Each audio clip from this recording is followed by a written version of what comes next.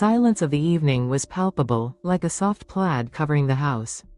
The deep night hugged the walls, and I sat at the window, looking out at the garden, where the sparse lights of the street lamps played with the shadows.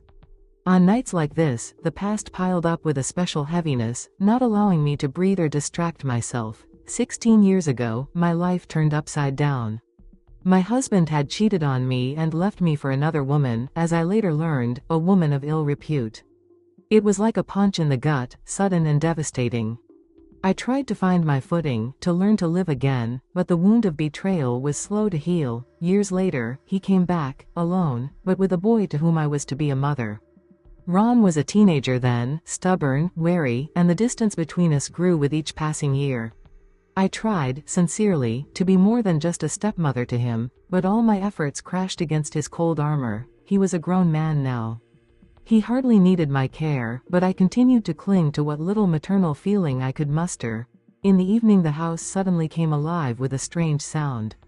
It was not the creaking of floorboards or the tapping of a branch against a window, it came from upstairs.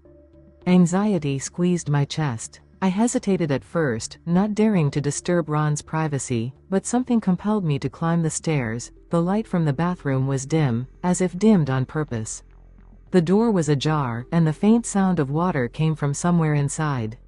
I approached cautiously. Through the narrow slit I saw an unexpected sight. Ron was standing at the sink, his body glistening with moisture. Every movement seemed polished, every outline of his figure expressive. His concentrated face was tense, as if he were grappling with some internal problem. I froze, forgetting why I'd come up in the first place. My mind was a jumble of thoughts. In front of me stood not the boy who had once despised me, but a man. Tall, strong, confident, and that scared me more than my own emotions. Two feelings fought inside. One was parental, wanting to stop by and see if everything was okay. The other was unrecognizable, frightening, the kind that would have made me run back before he noticed. But my feet felt like they were stuck to the floor. He lifted his head. Our gazes met. It was a moment that lasted an eternity. Surprise flashed across his face, replaced by awkwardness. I wanted to leave, but for some reason I stayed standing. My heart pounded in my chest, trying to pound through my ribs. Something changed in that moment. It was as if the invisible line between us was suddenly erased, leaving behind only silent understanding. I felt him stiffen, tense his shoulders, turn away. His movements were sharp, but clumsy, like a man trying to hide his feelings. I took a step inside. The soft light of the lamp reflected off the water droplets on his skin. I could see him struggling with himself, but I couldn't look away. A strange mixture of tension and unspoken words hung in the air. The warmth of the bathroom seemed stifling. My hand trembled as I touched his shoulder absent-mindedly. It was a moment that didn't require words, but was filled with something I was afraid to even realize. He didn't pull away. I left the bathroom almost running, but my chest felt heavy. The night had been long and restless. One thought kept me awake. Everything had changed, and I wasn't prepared for what was to come. I stormed into the bedroom, slamming the door, as if a sharp sound could dislodge the thoughts that were overwhelming me. I took a deep breath and pressed my back against the cold wall, hoping the coolness would help me come to my senses. What I'd seen wouldn't leave my mind. Not because it was something horrible, but because it opened up a whole swirl of emotions in me that I hadn't asked for. I tried to convince myself, this is normal. Everyone faces age-related changes, insecurities about their bodies, especially when they're young. But Ron, he looked so confused, almost broken. His movements were abrupt, awkward, as if he didn't know how to control his body, as if he blamed himself for its shortcomings. And I, instead of walking away and giving him peace, stood and watched. This moment was wrong, but too real to ignore. Guilt grew in my chest. I knew I had to talk to him. It wasn't just an obligation, it was my duty to him, to myself. I wiped my palms on the hem of my dress, trying to stop the shivering, and headed back inside with determination. The bathroom light was still on, but the door was now firmly closed. I knocked, but there was no answer. I worked up the courage to open the door. He was sitting on the edge of the tub, hunched over, towel clutched in his hands. There was a look of aloofness on his face, mixed with some deep inner pain. I apologize for barging in. His voice was soft, but I could see him tense. "I just wanted to make sure you were okay." Ron didn't lift his head. His shoulders slumped even lower, and his fingers turned white with tension. His silence spoke more than words. "Listen," I continued, squatting down next to him. "You're not the only one. We all have moments when we hate our reflection, when we feel inadequate. It's part of growing up." He chuckled briefly, but didn't look convinced. Then I took a chance. "I've seen the way you look at yourself. You feel like something's wrong, but trust me, you're wrong. Everyone has those moments, and I'm here if you want to talk." His eyes rose slowly, meeting mine. They were a mixture of shame and hope. I don't know if I look right," he finally mumbled. "Sometimes it feels like I don't fit in, not with anyone." Those words pierced me like a knife. It wasn't just a moment of teenage embarrassment, it was something much deeper. This confession was the essence of his loneliness, his sense of inferiority that I had, try as I might, not noticed before. Without thinking, I reached out and put my hand on his shoulder. He twitched a little, but didn't pull away. At that moment, all words seemed inadequate, so I just exhaled, "You're more than enough." My fingers trembled, but I didn't remove my hand. It was like a silent vow, like an attempt to build the bridge that years of estrangement had destroyed between us. He exhaled slowly, as if the touch had taken away some of his tension. We sat like that, not saying a word, until the air between us gradually calmed. For the first time in years, I saw in his eyes not only the stubbornness, but also the vulnerability that he hid behind his rudeness. This moment was important to me. It was a step, perhaps not perfect, but in the right direction. When I got back to my room, my thoughts kept me busy. I relived every detail again. I was struck by how much pain he carried inside him, how long he'd struggled with it alone. All this time I had been trying to be a mother to him, and he was probably just looking for someone who would just say, "You're good just the way you are." That night was a revelation to me. I realized that our connection could still be salvaged. It won't be easy, and I may have to push past my own fears. But this was the first real opportunity to get closer to him.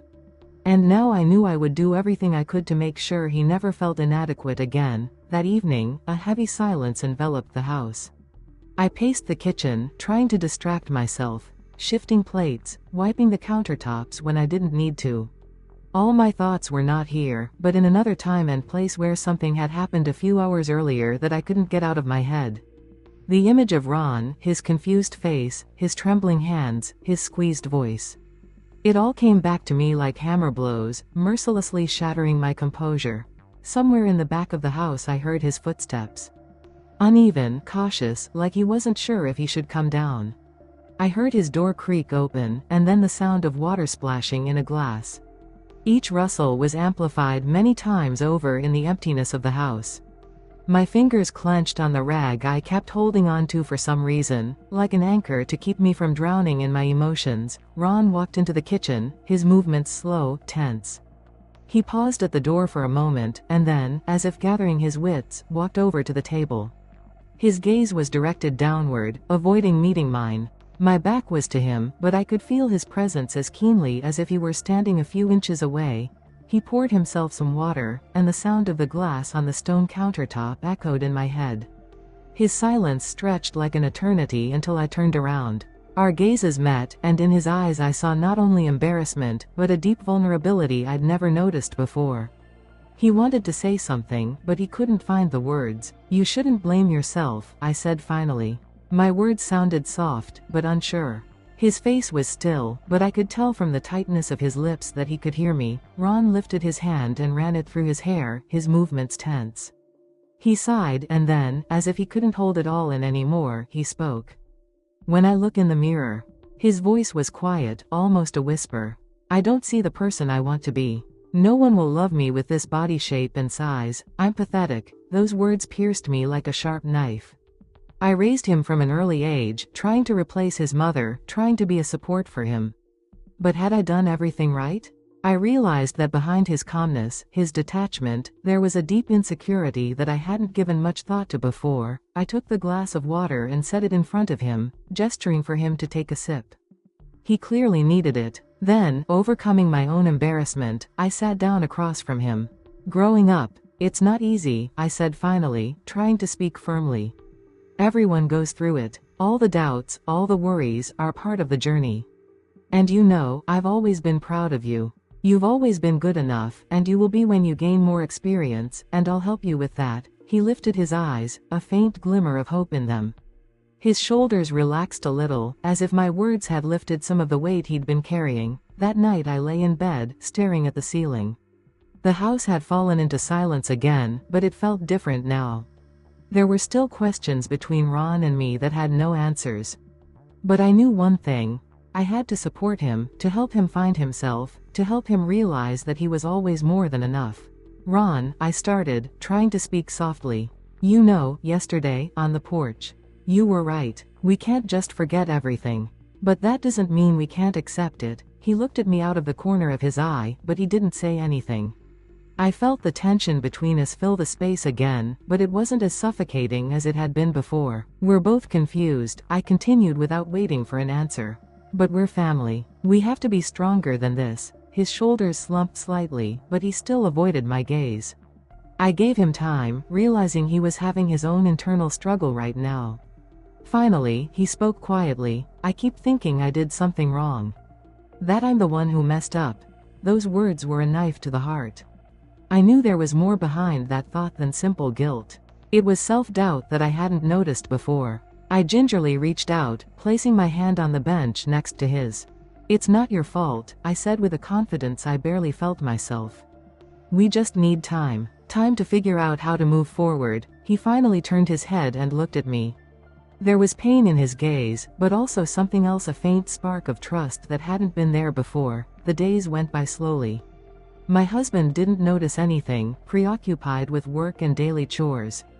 But I could feel his questions tugging at me, unspoken, like a thin thread I was afraid to break. He was kind and considerate, but not too perceptive to notice the growing tension between Ron and me. One night, as my husband fell asleep, Ron peeked into my room. His gaze was serious and his lips were tightly pressed together. I put the book aside, sensing that he had something important to say. I've been thinking about it, he began, stammering a little. About what you said, about helping, about how I don't have to do this alone. I nodded without interrupting. His voice sounded unsure, but he continued, I think I want to try. But only, when I'm ready myself. And, without anyone, especially Dad, knowing, I felt a huge weight lifted off my soul. This moment was as much his victory as it was mine. He trusted me, even if only partially. It was a start. I smiled, trying to put all my support into that smile. Of course. This will be just between us, I assured him. He nodded and disappeared out the door. And I sat in silence, feeling the walls of the house become a little less alien for the first time in a long time.